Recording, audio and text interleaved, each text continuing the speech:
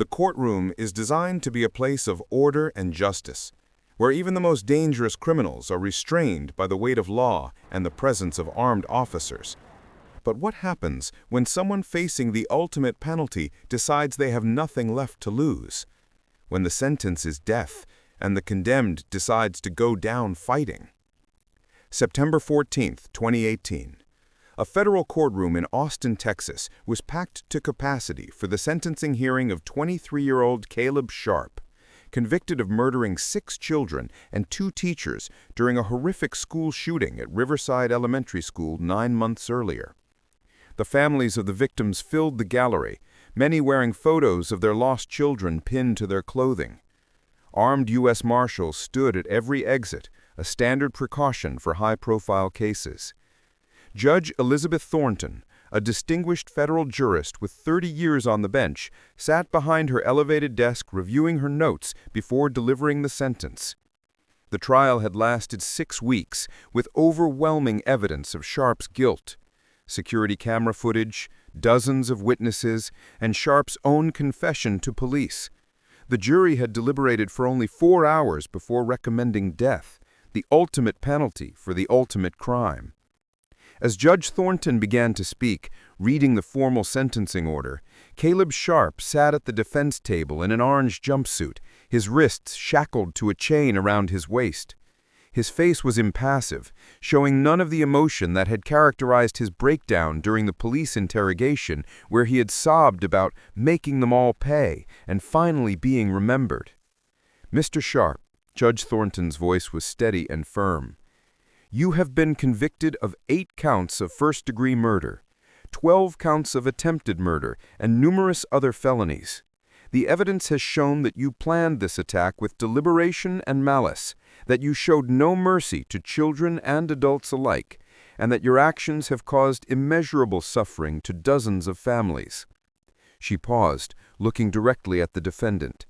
"It is therefore the sentence of this court that for each count of murder you be sentenced to death, sentences to run consecutively." That's when it happened. In an explosion of violence that would be captured on the courtroom security cameras and analyzed frame by frame in the investigation that followed, Caleb Sharp lunged forward with impossible speed. He had somehow freed one hand from his shackles. He vaulted over the defense table, scattering papers and sending his attorney stumbling backward. And he launched himself toward the judge's bench with murder in his eyes and a makeshift weapon clutched in his freed hand. The U.S. Marshals reacted instantly, but for a few terrifying seconds it looked like Sharp might reach Judge Thornton. The courtroom erupted in screams. Victims' families scattered. And one question hung in the air. How did a shackled prisoner get loose, and what was he planning to do to the judge who had just sentenced him to death? The answer would reveal a chilling plot, a security breakdown, and the final violent act of a killer who had already destroyed so many lives. Caleb Sharp grew up in the Austin suburbs, the middle child of 3 in what appeared from the outside to be an ordinary working-class family. His father, Thomas Sharp, worked as a maintenance supervisor at a commercial property management company. His mother, Patricia, was a part-time bookkeeper at a local accounting firm. They lived in a modest 3-bedroom house in a neighborhood of similar homes, the kind of place that kids rode bikes in the streets and families knew their neighbors' names. But inside the Sharp household, things were far from ordinary. Caleb's childhood was marked by instability, neglect, and warning signs that were either missed or ignored by the systems meant to protect children. Thomas was an alcoholic whose drinking escalated throughout Caleb's childhood, leading to violent outbursts and eventually to a DUI arrest when Caleb was 12. Patricia struggled with depression and anxiety, often unable to manage the basic responsibilities of parenting, while also dealing with her husband's alcoholism and holding down her job. School records from Caleb's elementary and middle school years showed a child struggling academically and socially. He was frequently absent, often arriving at school in dirty clothes that suggested neglect at home. His 3rd-grade teacher noted in a report that Caleb seems sad and withdrawn, rarely interacts with other children, and flinches when adults approach quickly. A school counselor recommended a welfare check by Child Protective Services, but the investigation was cursory, and the case was closed after Patricia cleaned up the house for the home visit, and Thomas temporarily stopped drinking. By middle school, Caleb's isolation had deepened. He was bullied relentlessly, targeted for his poor hygiene, his outdated clothes, and his lack of social skills. One particularly cruel group of students created a social media page dedicated to mocking Caleb, posting edited photos of him and encouraging others to share stories about creepy Caleb. The page eventually attracted over 200 followers before it was finally taken down after a teacher discovered it. But by then, the damage to Caleb's psyche was already profound. High school brought no improvement. Caleb attended Reagan High School in Austin, where he remained a social outcast, friendless and increasingly angry. Teachers described him as sullen and uncooperative, doing the minimum work required to pass classes. He was caught twice with violent drawings in his notebook, graphic depictions of people being shot and killed. But both times he was simply told to throw away the drawings rather than being referred for psychological evaluation. The warning signs escalated during Caleb's junior year. He was suspended for 3 days after writing a creative writing assignment that his English teacher found deeply disturbing, describing a protagonist who shoots up a mall. He was caught researching school shootings on library computers. He made comments to classmates about showing everyone and making them all pay attention. Each incident was handled in isolation, with no one connecting the dots to see a pattern of escalating threats. Caleb's online activity, later examined by investigators, showed an obsessive fascination with previous school shooters. He frequented forums where mass shootings were discussed, sometimes glorified. He created anonymous accounts to post about his anger, his desire for revenge against a world that he felt had rejected him, and his belief that violence was the only way to make people finally see me, finally remember my name. The most chilling discovery was a manifesto Caleb had been writing for over a year, saved on a laptop hidden in his bedroom closet. The 50-page document detailed his grievances against society, his plans for a school shooting, and his reasoning for choosing Riverside Elementary School as his target rather than his own high school. I could shoot up Reagan, but they would just say I was a loser who couldn't handle high school. They would forget about me in a week. But if I target an elementary school, if I kill innocent little kids, they'll remember me forever. They'll know my name. They'll study me. I'll be famous. Everyone who ignored me, everyone who mocked me, everyone who made me invisible, they'll all know who Caleb Sharp is. This twisted logic, choosing to murder children not out of any grievance against them specifically, but because killing children would guarantee maximum media coverage and permanent infamy, revealed a level of calculated evil that would shock investigators and prosecutors. Caleb began actively planning his attack in October 2017, 6 months before carrying it out. He legally purchased a Glock 19 handgun from a gun store after passing a background check. He was 22, had no criminal record, and had never been involuntarily committed for psychiatric treatment.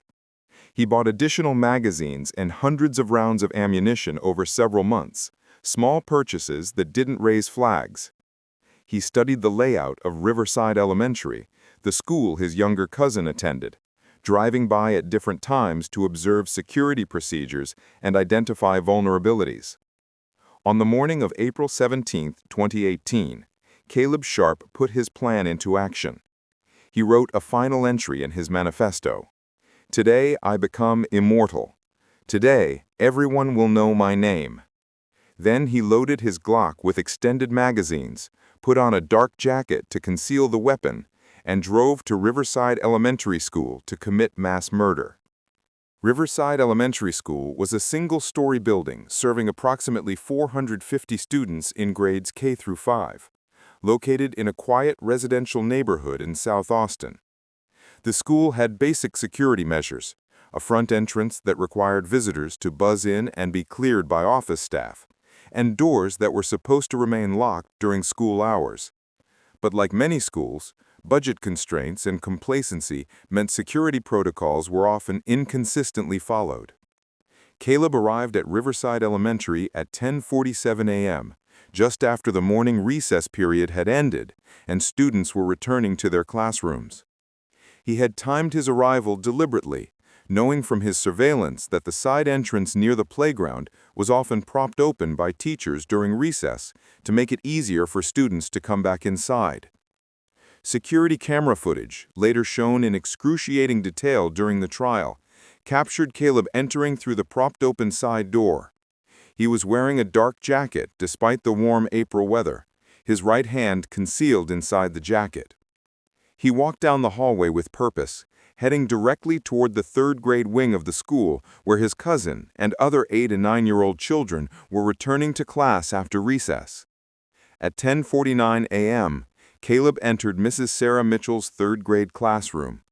23 students were in the room, settling into their seats and getting out materials for the next lesson. Mrs. Mitchell, a beloved teacher with 15 years of experience, was at the front of the room about to begin a math lesson. She looked up as Caleb entered, initially assuming he was a parent or school staff member. "Can I help you?" she asked, walking toward him. Caleb pulled the Glock from inside his jacket and shot Mrs. Mitchell 3 times in the chest. She died almost instantly, collapsing to the floor in front of her students. The children, many of whom didn't immediately understand that the loud sounds were gunshots, began screaming in confusion and terror. What followed would be described by the prosecution as 8 minutes of pure hell, and would leave 6 children dead, 12 others wounded, and an entire community traumatized beyond measure. Caleb moved methodically through Mrs. Mitchell's classroom, shooting at children who were trying to hide under desks, who were running toward the windows, who were frozen in terror, unable to move. 8-year-old Emma Rodriguez was shot twice while trying to shield her best friend. 9-year-old Marcus Thompson was killed trying to run toward the classroom door. 8-year-old Lily Chen died under her desk, still clutching the pencil she'd been using moments before. The carnage in that single classroom would have been horrific enough, but Caleb wasn't finished. After approximately 3 minutes in Mrs. Mitchell's room, Caleb moved to the hallway, where other teachers, hearing the shots, had begun evacuating their students toward exit doors. Mr. James Foster, a 4th-grade teacher and former Marine, was shepherding his students toward an exit when Caleb appeared. Mr. Foster ordered his students to run, then charged at Caleb, trying to tackle him despite being unarmed. Caleb shot Mr. Foster 4 times. The teacher fell, but had bought precious seconds for his students to escape. All but 2 of them made it out safely. Those 2, 9-year-olds Daniel Reeves and Sophia Martinez, were shot as they ran, both struck multiple times. Daniel died at the scene. Sophia survived, but would require multiple surgeries and months of rehabilitation. Caleb then entered another 3rd-grade classroom, Mrs. Patricia Wong's room, where a quick-thinking teacher had locked the door and was helping students hide in a supply closet. Caleb fired multiple shots at the locked door, but was unable to break through. Those shots wounded 2 children through the door, 8-year-olds Jackson and Ashley Morrison, but the locked door prevented the massacre from being even worse. At 10:57 a.m., 10 minutes after Caleb entered the school, the first police officers arrived on scene, responding to multiple 911 calls from teachers who had called from their locked classrooms. Caleb, hearing approaching sirens, fired his remaining ammunition down the hallway toward nothing in particular, then dropped his weapon and put his hands up. When officers found him, Caleb was standing in the hallway surrounded by the bodies and blood of his victims, calmly waiting to be arrested. His first words to police were later reported in the arresting officer's statement. "Did I kill enough? Are you going to remember my name now?" The investigation into the Riverside Elementary School shooting was led by FBI Special Agent Rebecca Martinez, working in conjunction with the Austin Police Department and Texas Rangers. The case was straightforward in terms of identifying the perpetrator. Caleb had been caught at the scene, and security cameras captured his entire attack. But investigators wanted to understand how this massacre could have been prevented, what warning signs were missed, and whether anyone else bore responsibility. What they discovered was a cascade of failures by multiple systems. Caleb's threatening creative writing assignments, his violent drawings, his online research into school shootings, each had been documented but never properly escalated or addressed. School administrators had failed to share information with law enforcement or mandate psychological evaluation. His parents, when interviewed, admitted they had known Caleb was troubled but had never sought mental health treatment for him due to cost and stigma. Most disturbing was the discovery of Caleb's manifesto and his explicit statement that he had chosen to target an elementary school because killing children would guarantee him the notoriety he craved. This revelation led to intense debate about media coverage of mass shootings and whether constant attention paid to shooters actually incentivized certain individuals to commit these crimes. Caleb was initially held without bail in Travis County Jail. His appointed public defender, Michael Torres, faced an impossible task. The evidence of guilt was overwhelming. Video footage, dozens of witnesses, physical evidence, and Caleb's own statements to police. The only viable defense strategy was to argue that Caleb was mentally ill and should be found not guilty by reason of insanity or, failing that his mental illness should be considered a mitigating factor that made him ineligible for the death penalty. Dr. Patricia Simmons, a forensic psychiatrist retained by the defense, evaluated Caleb extensively. Her report diagnosed him with major depressive disorder, social anxiety disorder, and narcissistic personality traits. She concluded that while Caleb understood right from wrong, the legal standard for insanity in Texas, his mental illness had significantly impaired his judgment and contributed to his actions. The prosecution retained their own expert, Dr. Robert Chen, who evaluated Caleb and reached different conclusions. While acknowledging Caleb's mental health issues, Dr. Chen testified that Caleb's planning, his deliberate choice of target, and his post-arrest statements demonstrated that he was legally sane and fully understood the consequences of his actions. Mr. Sharp chose to kill children not despite understanding it was wrong, but because he understood killing children would guarantee him the notoriety he craved, Dr. Chen testified. That's not insanity, that's evil. The trial began on July 16, 2018, in federal court. The case had been brought as a federal prosecution due to the involvement of federal agencies and the severity of the crimes. Federal prosecutor Amanda Richardson led the government's case, presenting overwhelming evidence of Caleb's guilt. The security camera footage was shown to the jury, causing several jurors to weep openly. Surviving victims testified about watching their classmates die. Parents of murdered children described the moment they learned their child was dead.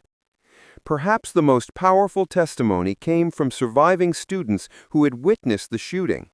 8-year-old Michael Chen, who had hidden under his desk while Caleb shot his classmates, testified via closed-circuit television to spare him from having to be in the same room as his attacker. "I saw Emma fall down," Michael said, his voice barely audible. "I saw the bad man shoot Mrs. Mitchell. I was so scared. I thought he was going to kill me too." The defense attempted to humanize Caleb by presenting evidence of his difficult childhood, his mental health struggles, and the bullying he had endured. Teachers testified about the concerning behaviors they had observed but hadn't known how to address. Caleb's mother, sobbing on the stand, testified about her son's depression and her regret at not getting him proper help. But this sympathy-generating testimony was undermined by the prosecution's cross-examination and by Caleb's own manifesto, portions of which were read aloud in court. His deliberate choice to target children, his expressed desire for fame, his complete lack of remorse, these facts painted a picture not of a victim driven to desperate action, but of a calculating individual who committed mass murder to satisfy his narcissistic need for attention. The most controversial moment of the trial came when Caleb himself testified. Against his attorney's advice, Caleb insisted on taking the stand, apparently believing he could explain himself in a way that would generate sympathy. Instead, his testimony was a disaster. When asked by his attorney if he regretted his actions, Caleb responded, "I regret that I had to do it. I regret that society pushed me to the point where this was my only option to be heard. But I don't regret that people finally know who I am." Under cross-examination by Prosecutor Richardson, Caleb's complete lack of empathy was exposed. When asked about 8-year-old Emma Rodriguez, who had died trying to protect her friend, Caleb showed no emotion.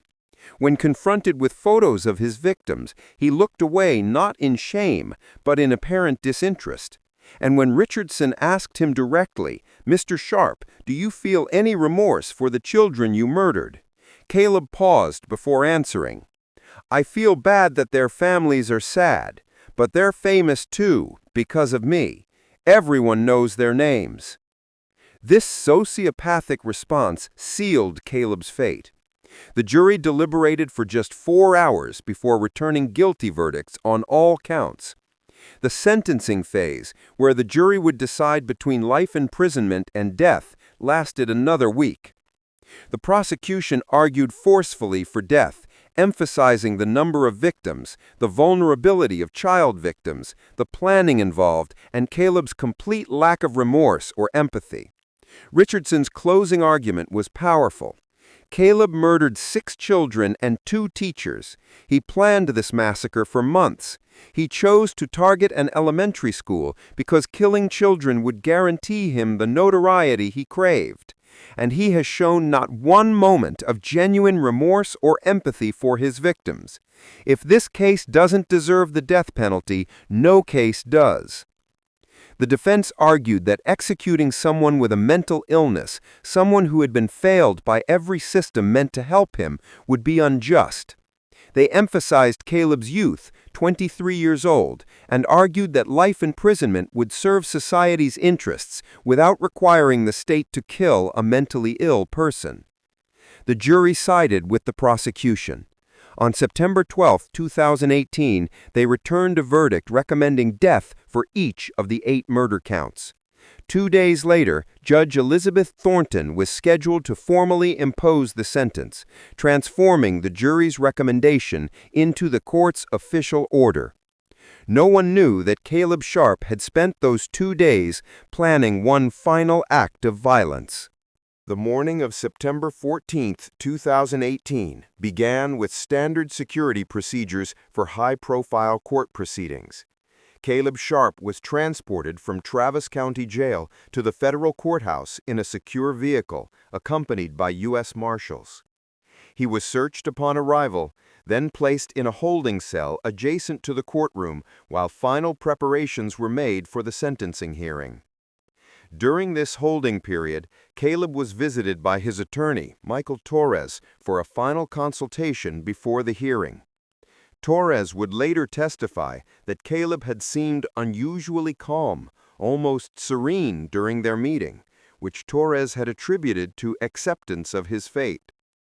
What Torres didn't know was that Caleb was calm because he had made peace with the fact that he was about to die, but not before taking one more person with him. At 9:45 a.m., Caleb was escorted from the holding cell to the courtroom. Standard procedure required him to be shackled at the wrists and ankles, with the wrist shackles connected to a chain around his waist. He was searched again by Deputy U.S. Marshal James Henderson, who found nothing concerning. Caleb was then seated at the defense table, with his attorney on one side and 2 U.S. Marshals positioned nearby. What no one realized was that over the previous 2 days, while in his jail cell, Caleb had been working on a plan.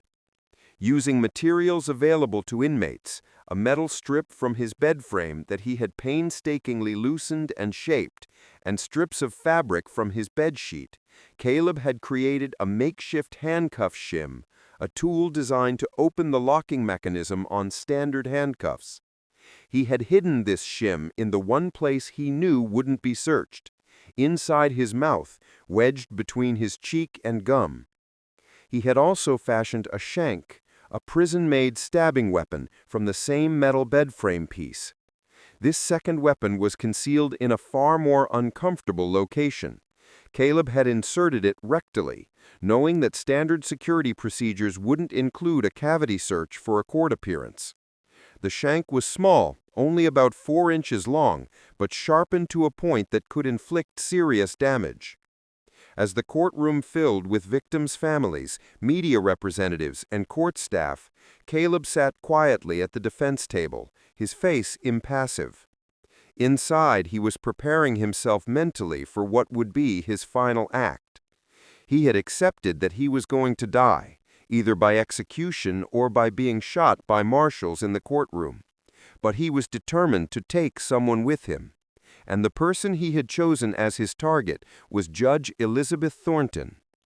In his mind, distorted by narcissism and mental illness, Caleb had reasoned that attacking the judge would cement his place in history. He would be remembered not just as a school shooter, but as someone who had attacked a federal judge during his own sentencing hearing.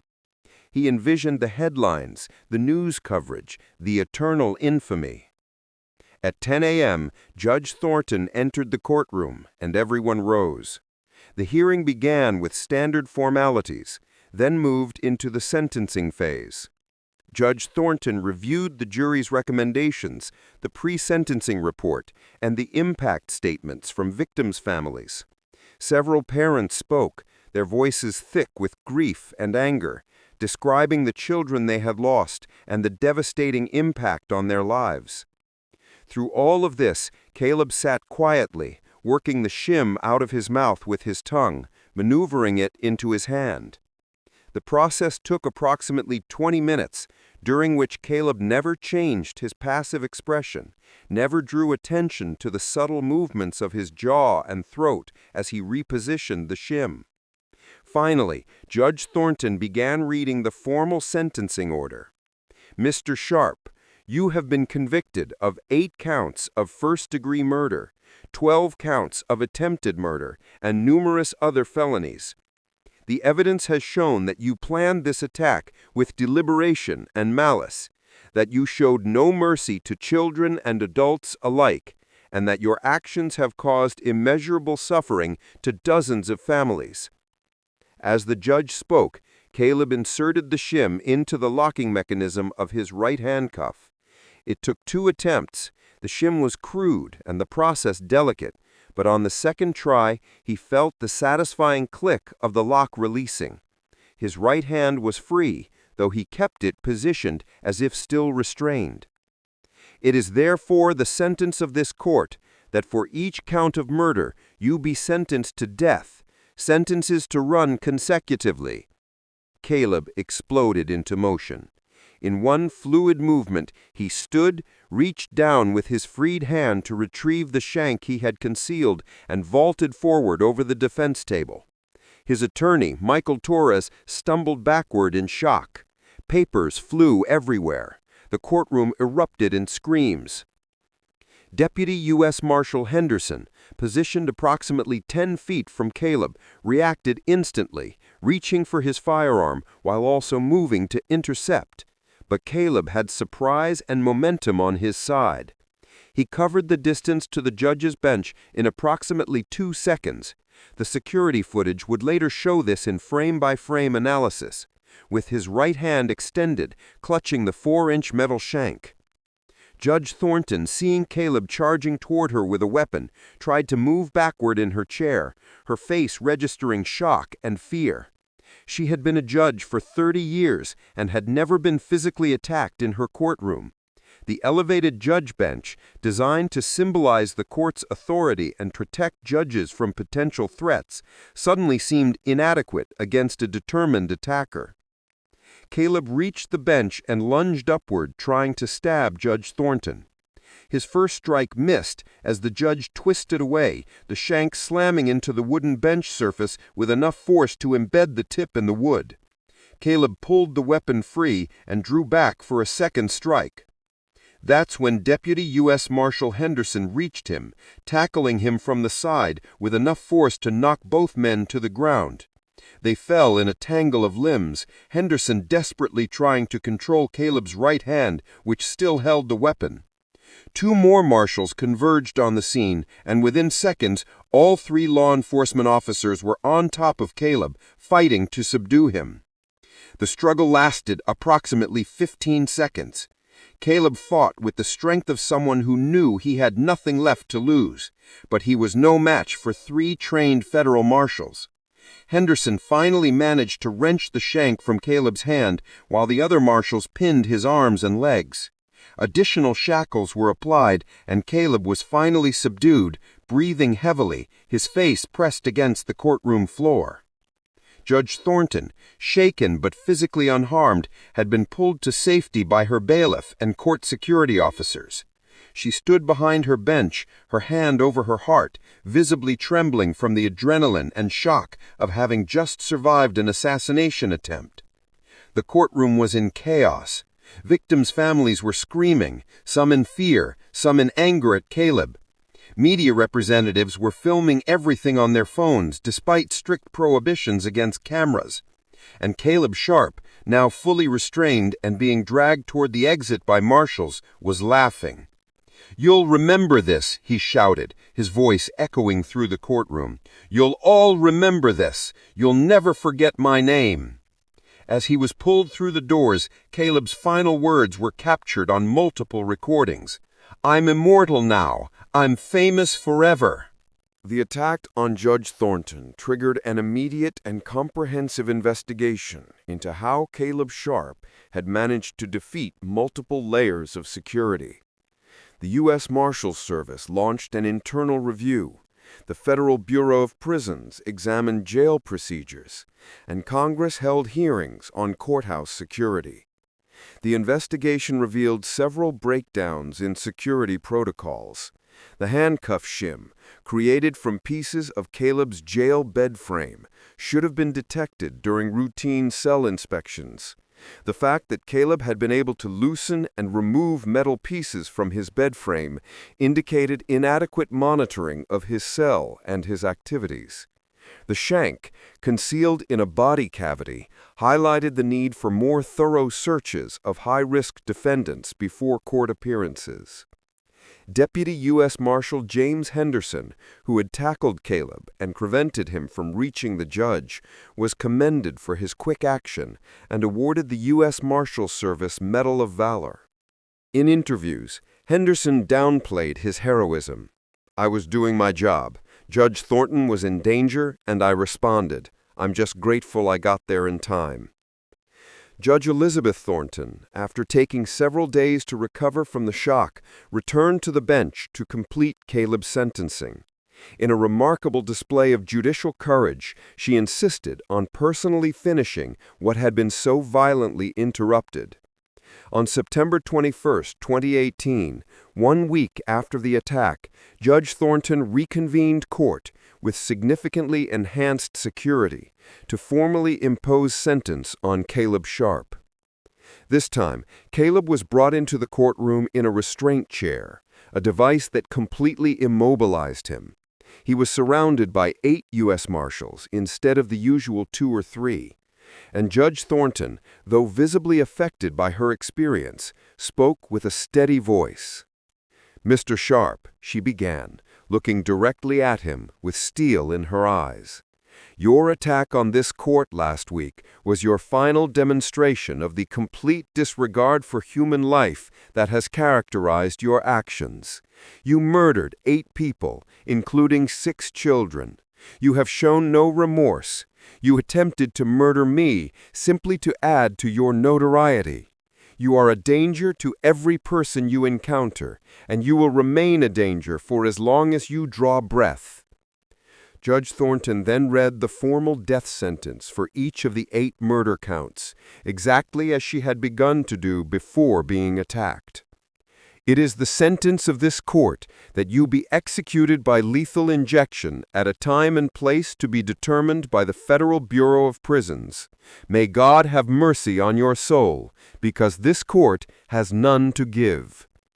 Caleb, immobilized in his restraint chair, could not physically react, but his face showed a disturbing satisfaction, a smirk that suggested he had achieved exactly what he wanted, one more shocking incident to add to his infamy.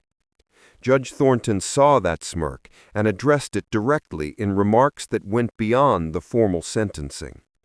"Mr. Sharp, you believe you have won some kind of victory. You believe that by attacking this court, by committing these murders, by causing this suffering, you have achieved the fame and notoriety you craved. But I want you to understand something in the years you have left before your execution." She leaned forward, her voice quiet but carrying clearly through the silent courtroom. "You have not achieved immortality. You have achieved irrelevance. Yes, people know your name today. Yes, there will be news coverage and analysis and studies. But in 10 years, in 20 years, in 50 years, you will be forgotten. You will be a footnote, one of dozens of pathetic individuals who committed similar acts of cowardice and then faded into obscurity." "But the people you murdered," Judge Thornton continued, her voice gaining strength, "they will be remembered. Emma Rodriguez, who died protecting her friend, Marcus Thompson, Lily Chen, Daniel Reeves, Sophia Martinez, who survived your attack and will grow up to do great things, Mrs. Sarah Mitchell and Mr. James Foster, teachers who died protecting their students. These are the names that will endure. These are the people who will be honored and remembered. You, Mr. Sharp, will be nothing but a cautionary tale about the consequences of narcissism, mental illness, and moral bankruptcy." Judge Thornton's words struck home in a way that nothing else had throughout the entire proceedings. For the first time, Caleb's smirk faltered. The judge had found the one thing that could wound him, the suggestion that he would not, in fact, be remembered, that his desperate bid for infamy would ultimately fail. "Take him away," Judge Thornton ordered, and Caleb Sharp was wheeled out of the courtroom, beginning his journey to federal death row. Caleb Sharp is currently housed at the United States Penitentiary in Terre Haute, Indiana, on federal death row. His appeals are ongoing and will likely continue for years, as is typical in capital cases. Legal experts believe his execution, if it ultimately occurs, is at least a decade away due to the lengthy appeals process. The attack on Judge Thornton led to significant improvements in courthouse security nationwide. Enhanced search procedures for high-risk defendants, more frequent cell inspections, and additional training for U.S. Marshals on restraint techniques were all implemented in the wake of the incident. The victims of the Riverside Elementary School shooting are remembered through a memorial garden at the school, featuring 8 trees planted in honor of the deceased and a plaque listing all the victims' names. The school has been renovated and reorganized with enhanced security measures that are now, tragically, standard at schools across America. Judge Elizabeth Thornton continued serving on the federal bench until her retirement in 2022 at age 68. She has spoken publicly about the attack and about the importance of judges not being intimidated by threats or violence. "If we allow violent defendants to silence the courts through fear, then we have no justice system at all," she said in one speech. The surviving victims of the shooting continue their lives, carrying physical and psychological scars, but also demonstrating remarkable resilience. Emma Rodriguez, who was shot twice and survived, is now a thriving teenager involved in advocacy for gun violence prevention. Michael Chen, who hid under his desk during the attack, has required years of therapy, but is doing well in school and shows no signs of letting that traumatic day define his future. As for Caleb Sharp's belief that he would be immortalized through his crimes and his courtroom attack, Judge Thornton's prediction appears to be accurate. The Riverside Elementary School shooting, while horrific, has been largely overshadowed in public memory by the unfortunately numerous mass shootings that have occurred since. Caleb's name appears in databases and academic studies, but he has not achieved the lasting infamy he desired. But the children he murdered, however, are remembered.